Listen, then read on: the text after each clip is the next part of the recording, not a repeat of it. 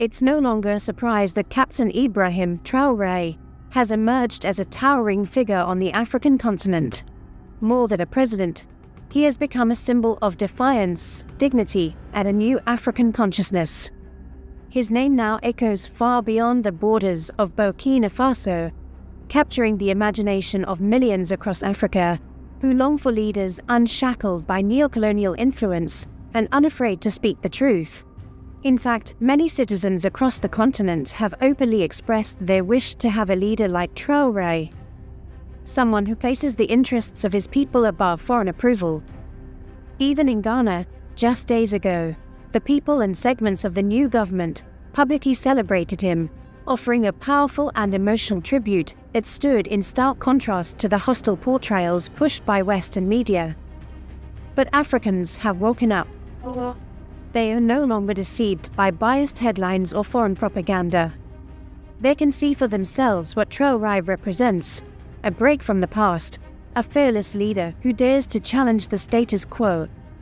This wave of support goes far beyond street chants and social media praise. It is echoed in the voices of other African leaders, including Rwanda's President Paul Kagame, who recently gave a piercingly honest speech that captured the soul of this moment in African history. Kagame, in his remarks, dismantled the simplistic Western narrative that portrays recent coups in the Sahel as reckless grabs for power. Instead, he offered a grounded, deeply reflective view, one that resonates with the lived realities of millions of Africans. He pointed out that in regions burdened with insecurity, economic hardship, and political decay, it is inevitable the people will rise, and when civilian governments betray their mandate, power inevitably shifts. According to Kagame, those who lead these coups are not strangers to the struggle.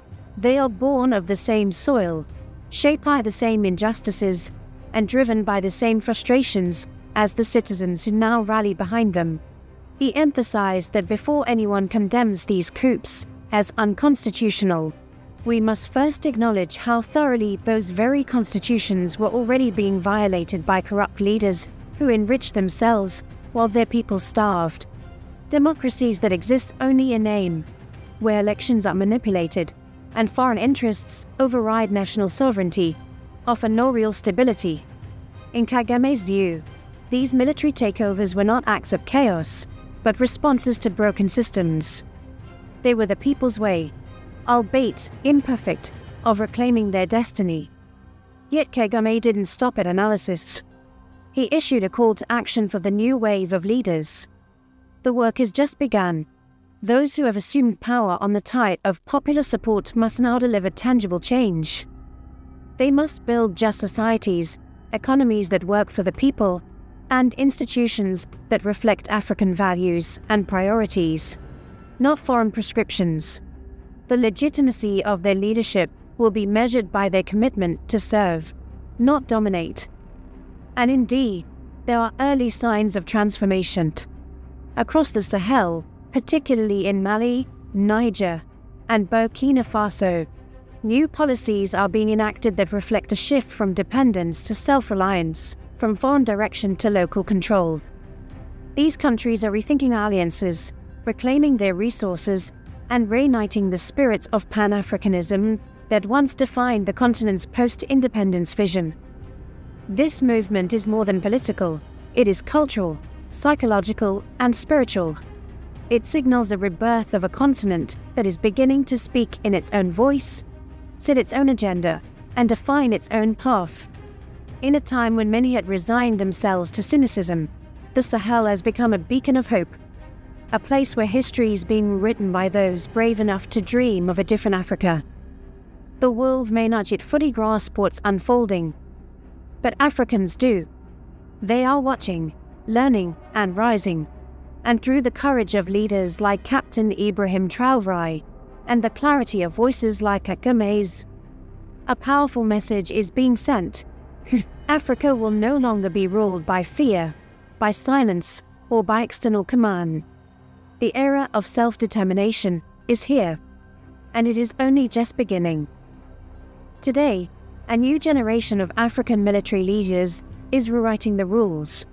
From the moment they stepped into power, Figures like Captain Ibrahim Traoré, Colonel Assimi Goïta, and others have positioned themselves not as dictators, but as vanguards of Pan-Africanism, defenders of sovereignty, self-reliance, and dignity.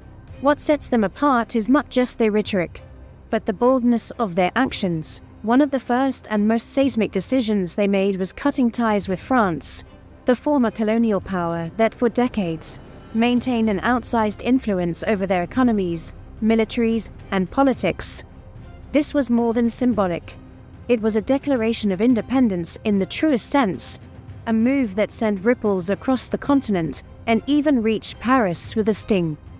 It's a stance that has ignited similar conversations in Chad, Senegal, and beyond, where citizens and leaders alike are beginning to reconsider their own post-colonial relationships. But these leaders are not stopping at severing colonial ties. They are going after one of Africa's most entrenched curses: the paradox of being rich in resources but poor in outcomes. For generations, Africa has been exported for its vast deposits of gold, uranium, oil, and other minerals, only to watch those profits funnel into foreign accounts, while local communities suffer from poverty, underdevelopment, and lack of basic infrastructure. The reason is clear. Foreign companies, backed by Western powers, have dominated resource extraction, leaving crumbs for the host countries. Now that cycle is being disrupted. In Burkina Faso, for example, the government is reclaiming its gold sector. Rather than shipping out raw gold to be refined and sold elsewhere, they have constructed a local gold processing facility, ensuring that the country not only retains more revenue, but also generates employment and technical expertise at home. In Niger, where uranium has long been siphoned off by French interests through the company Orano, that new leadership has taken back control. For the first time in decades, is a real chance that the wealth buried beneath Nigerian soil will uplift its people instead of enriching a distant elite. Mali, too, is revisiting the terms of its gold exportation, demanding fairer agreements that reflect the needs of its citizens, not the profits of foreign shareholders. These are not pipe dreams or populist slogans. They policies already being implemented, and they've done it in a fraction of the time it took civilian governments to even discuss such changes.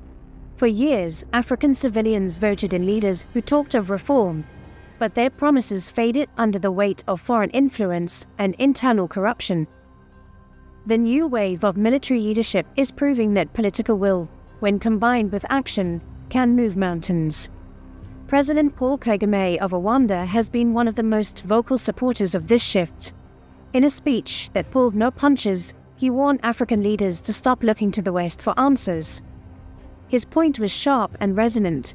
The West often appears confused, offering contradictory advice or policies that prioritize their own interests over Africa's realities. Kagame urged the continent to focus instead on what works, what truly improves people's lives. His words hold special weight for countries like Mali, Burkina Faso, and Niger, who are now navigating new, self-determined paths in the face of international pressure. Kagame also laid bare the double-edged nature of Western intervention. He reminded Africans that following Western advice can often lead to ruin, and when it happens, the very same powers responsible for the damage either wash their hands of the problem or offer help that digs the hole deeper. It's a bitter truth seen repeatedly in places like Libya, Iraq, and Sudan, nations where Western interference was packaged as liberation, only to leave destruction in its wake. In Francophone Africa especially, France's legacy is hard to ignore. Its economic and political policies have, for decades, stifled true development, holding countries back while appearing to offer support. Even institutions like the IMF and World Bank, with their neatly packaged solutions, have played a harmful role. Their structural adjustment programs, marketed as the road to modernization, have often forced African governments to slash social spending, privatize key sectors, and abandon subsidies that benefited the poor. These reforms were supposed to spark economic growth. Instead, they shattered healthcare systems, gutted education, and entrenched inequality. And still today, those same institutions continue to prescribe the same bitter medicine, often blaming African governments for the illness they helped to create. What we're witnessing now in the Sahel is a quiet revolution. It's a region choosing to take back control of its politics, its resources, and its narrative. The West may dismiss these leaders as rebels or strongmen, but for millions of Africans, they represent a long overdue reckoning. A chance to finally break the chains of dependency, assert sovereignty, and build nations on foundations laid by African hands and African hearts. The winds of change are blowing strong, and this time, they're blowing from within. President Paul Kagame's message to African nations is as straightforward as it is profound. Stop following the West's directives and start forging your own path. That message is resonating powerfully in the Sahel, where countries like Burkina Faso, under the leadership of Captain Ibrahim Traoré, are not just listening, they're acting. These nations are turning away from long-standing, often exploitative ties with Western powers and embracing partnerships that reflect a new era of independence and mutual respect.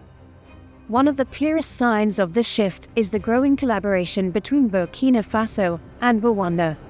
It's a relationship grounded not in ideology, but in shared experience. Two nations that have endured extraordinary challenges and chosen to rebuild on their own terms. In November 2023, top military officials from Burkina Faso traveled to Rwanda, not just for symbolic gestures, but to engage in deep strategic dialogue. Their journey began with a visit to the Campaign Against Genocide Museum in Kigali, a place that captures the unimaginable horrors Rwanda once faced, and the sheer determination it took to rise from them. This visit wasn't just historical. It set a powerful emotional and philosophical tone for the collaboration that followed. The Burkinabe delegation met with key figures in Rwanda's defense structure, including Minister of Defense Juvenal Moise Munda and Lieutenant General N.K. Mubarak. The conversations were rooted in practical concerns. How to build stronger, more self-reliant militaries. How to care for the welfare of soldiers and their families. And how to ensure security reforms are both people-centered and sustainable. The tour facilities like the Zigama Credit and Savings Scheme and the Armed Forces Shop wasn't just informative. It revealed how Rwanda has managed to support its security forces while simultaneously fostering a sense of national unity and economic inclusion. Just weeks later, the cooperation deepened. Burkina Faso's Inspector General of Police, Dr. Roger Ouedraogo, arrived in Kigali for a week-long engagement with Rwanda's Inspector General of Police, Felix Namaharani. The focus was community-based policing, a model that has helped Rwanda maintain some of the lowest crime rates on the continent. Ouedraogo was candid in his praise. Rwanda's success in involving ordinary citizens in national security efforts is exactly the kind of grassroots approach Burkina Faso needs as it faces persistent threats from armed insurgents. This alignment isn't random, and it certainly isn't about appearances. Traoré's decision to reach out to Rwanda reflects a clear understanding of what real transformation requires. He didn't look to Nigeria or Ghana, nations with economic climate but vastly different governance models. Instead, he chose Rwanda, a country that, like Burkina Faso, faced existential threats and rebuilt itself from near collapse. Rwanda didn't just survive genocide, it redefined itself in its aftermath.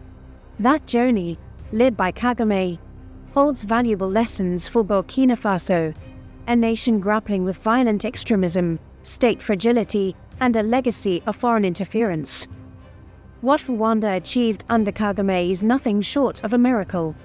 After the genocide in 1994, triggered by the downing of a plane carrying Presidents Habyarimana of Rwanda and Ntaryamira of Burundi, Rwanda descended into 100 days of horror. Nearly 1 million people were slaughtered, institutions crumbled, and the world largely stood by in silence. When Kagame assumed leadership, the country was on the brink of permanent collapse. With limited resources and a team of war-weary freedom fighters, he began an uphill battle to rebuild the nation. Most outside observers were skeptical, some outright dismissive. Yet, 2 decades later, Rwanda stands as a symbol of what is possible when vision meets discipline. The country's streets are among the safest in Africa. Government services run efficiently. Health indicators have vastly improved, maternal mortality has dropped dramatically, and poverty has steadily declined. Even in the realm of technology, Rwanda is punching above its weight, becoming a model for digital innovation and government accountability on the continent. All of this has been achieved without relying on the endless cycle of foreign aid or allowing foreign interests to dictate the country's policies. So did Traoré make the right move in seeking Rwanda as a mentor? Absolutely.